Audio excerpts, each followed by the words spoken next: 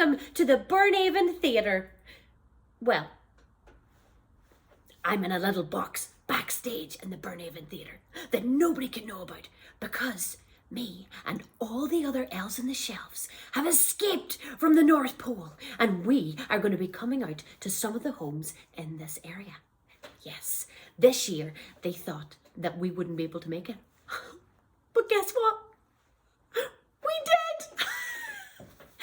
But the one thing that we all need to be very careful of is, because there's, I don't know, a little thing called a global pandemic, we need to be very careful and make sure that all the elves in the shelves have served their quarantine before you let them into the house. You don't want them going and bringing you a sniffle, do you? Well, now that we're all here, what about we tell a wee story? The first story I'm going to tell you is When I Dream of Christmas, because I know everything there is to know about Christmas. So When I Dream of Christmas is written by Oakley Graham and illustrated by Patricia Yulst. So look, we've got a little baby in a manger and we've got some Christmas baubles. Hoo-hoo! Some of the things you'll meet at Christmas are elves. Look! Elves work all year round making toys for girls and boys. Despite their small size, elves' most favourite thing to do is play basketball with Father Christmas. You know who Father Christmas is, don't you? Of course you do. Look, there they are. All my little friends. Another thing at Christmas that I love doing is decorating the Christmas tree. Very good. Look, Christmas trees. There we are. Christmas trees are happiest when they're dressed in glittering lights and baubles. Always put a Christmas tree close to a window so that they can see their friends outside. Hello, other trees. Another thing that's very closely associated with Christmas are angels. Yay! Angels look a bit like your baby brother or sister, but they don't have to wear nappies. Angels enjoy singing Christmas carols and meeting up with their friends in old churches. This one is called Gloria.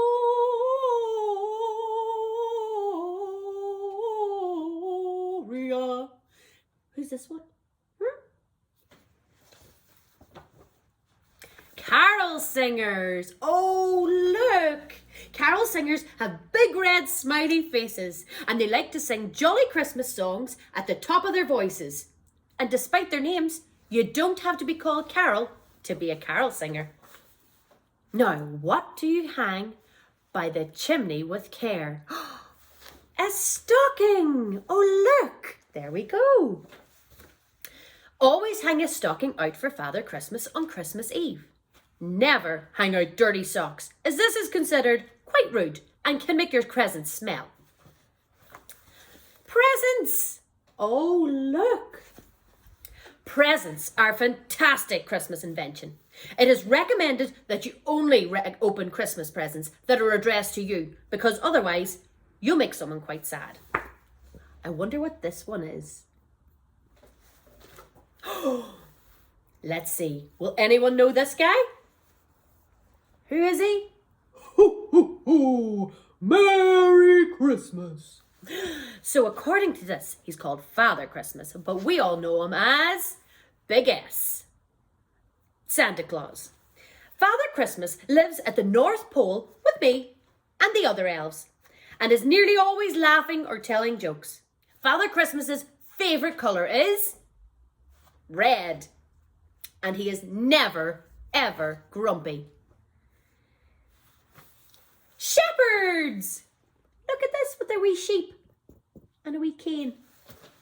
Shepherds live on hills and like to race their sheep very late at night. They always warm their smelly socks over an open fire and love eating trifle. I don't know if that is exactly true. Wise men. 1, 2, 3. Wise men are very, very clever. and always give expensive gifts. They love to answer difficult questions, but are not allowed to appear on game shows. There they are. Also, probably fictional characters. The North Pole! That's where I live! The North Pole is a magical place where Father Christmas and us, his elves, live. Although the North Pole is very cold, they keep it warm by eating lots of toasted marshmallows and drinking lots of hot chocolate. Look, there's Santa, and the poor polar bear's not letting him in. Santa! And the baby Jesus. Look, here he is. When I dream of Christmas, I dream about the baby Jesus wrapped up in a manger, who would grow up to be our Saviour. Merry Christmas!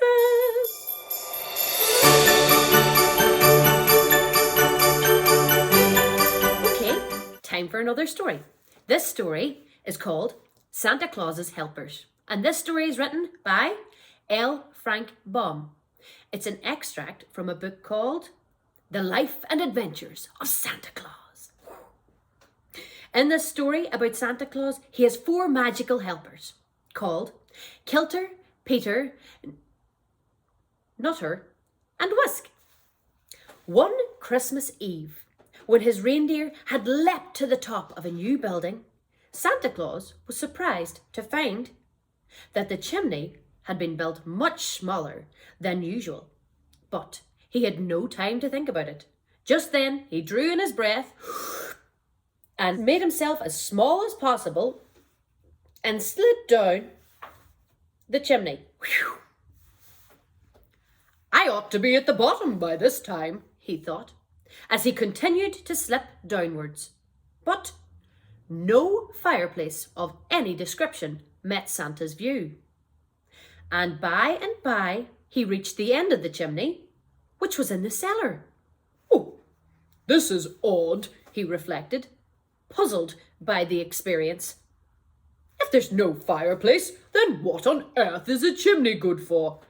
He then began to climb out again and found it hard work, the place being so small.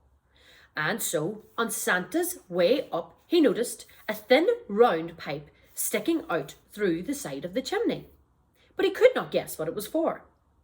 Finally, he reached the roof and he said to the reindeer, There was no need for my going down that chimney, for I could find no fireplace through which to enter the house. I fear the children who live there must go without any playthings for Christmas. Santa Claus had not then discovered that stoves were a thing. So, the following year, Santa Claus found more and more of these new-fashioned chimneys that had no fireplaces. And the next year, even more still. The third year, there were so many narrow chimneys that he even had a few toys left in his sleigh that he was unable to give away, because he could not get to the children. The matter had now become so serious that it worried the good man greatly, and he decided to talk it over with 𝘾𝙪, Peter, 𝘾𝙪, and Whisk. 𝘾𝙪 already knew something about it. It had been his duty to run around all the houses just before Christmas and to gather up all the notes and letters for Santa that the children had written, telling him what their wishes would be for their stockings or what they would want hung on their Christmas trees. Well, declared the laughing Whisk, we must abandon any thought of using these new-fashioned chimneys, but become burglars and break into their houses some other way. What? Replied Santa. Why, the walls are made of brick and wood, but this plaster is nothing to fairies, said Whisk. I can pass through them easily and whenever I wish, and so can Peter and 𝘾𝙪 and 𝘾𝙪. Is it not so, comrades? He said. I often pass up through the walls when I gather up the letters, said 𝘾𝙪. Therefore, continued the fairy, or elf, you may as well take us with you on your next journey. And then, when you come to one of these houses with the stoves instead of the fireplaces, we can distribute the toys to the children without the need of the chimney. That seems like a good plan to me, replied Santa Claus, well pleased at having solved the problem. We'll try it next year.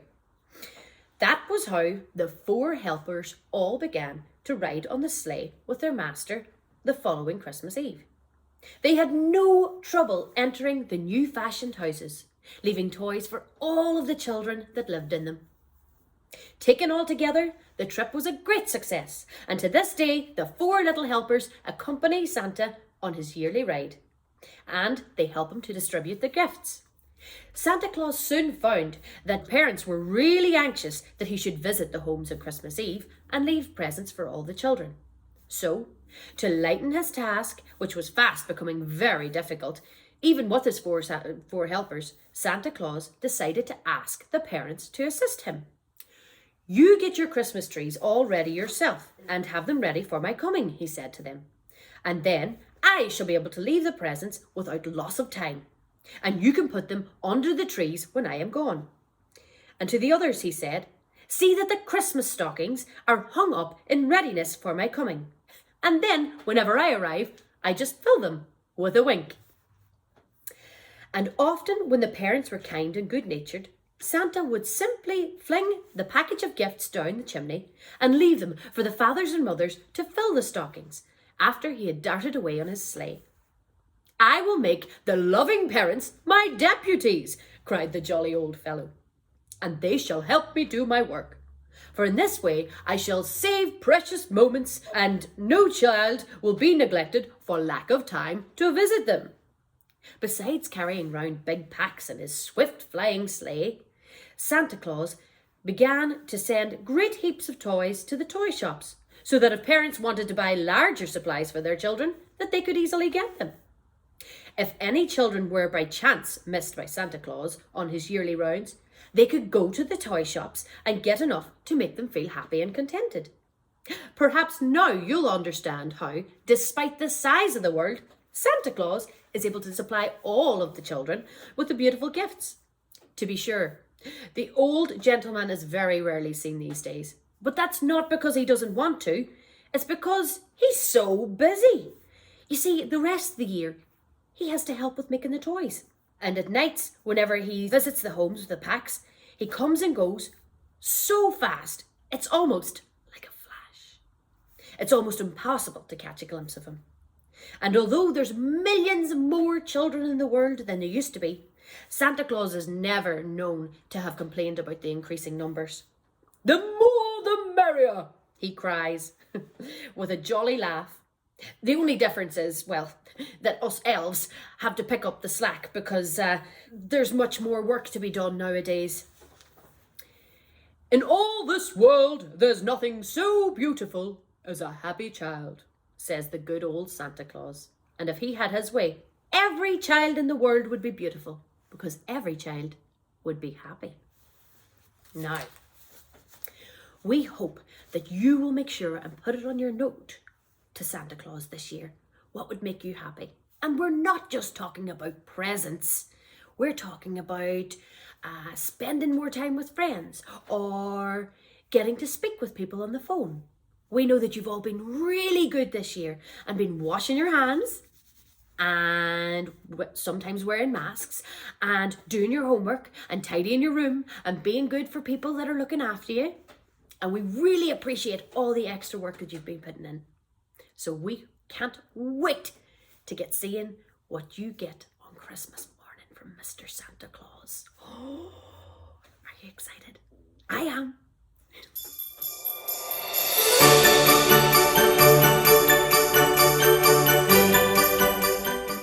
Now we're going to do a story about 10 Little Christmas Elves. This story is by Mike Brownlow and Simon Rickerty. Can you all count to 10? Can you? 1, 2, 3, 4, 5, 6, 7, 8, 9, 10. Oh, very good. So this here is 10 Little Christmas Elves. 10 little Christmas elves are making toys until Santa shouts, "The reindeer, help! I think they're really ill. We need the magic cough drops from the reindeer doctor's cave. Can you fetch them, little elves? Then Christmas will be saved.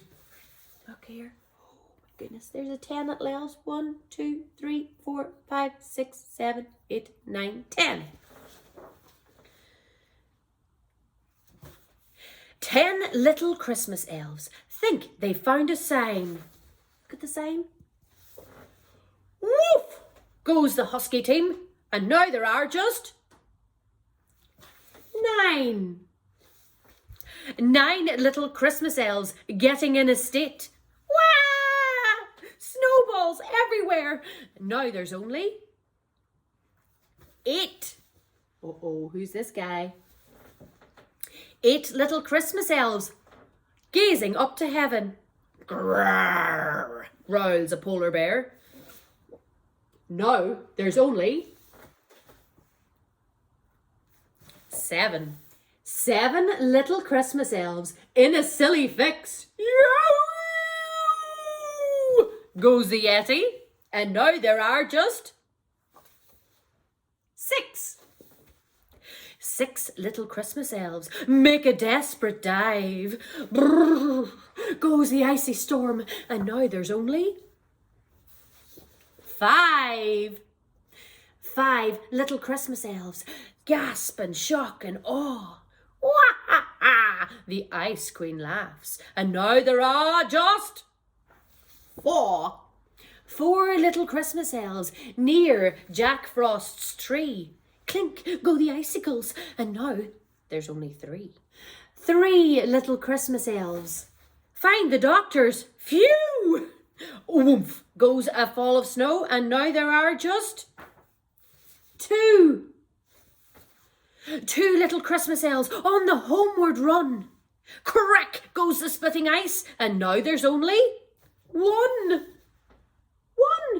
1 little Christmas elf fighting through the snow, nearly out of energy.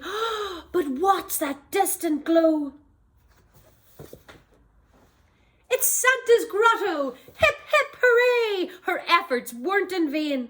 The reindeer munched the cough drops. Now they all feel fine again. They load the sleigh, then 1, 2, 3, and up into the air. Soon they'll be delivering Christmas presents everywhere. Congratulations, little elves. You've just saved Christmas Day. 10 little Christmas elves all say yay! Merry Christmas! Now, 10 little Christmas elves. Well, my little elves, I will be seeing you soon.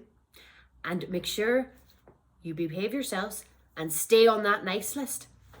Get into bed early and do all your homework. Talk to you soon.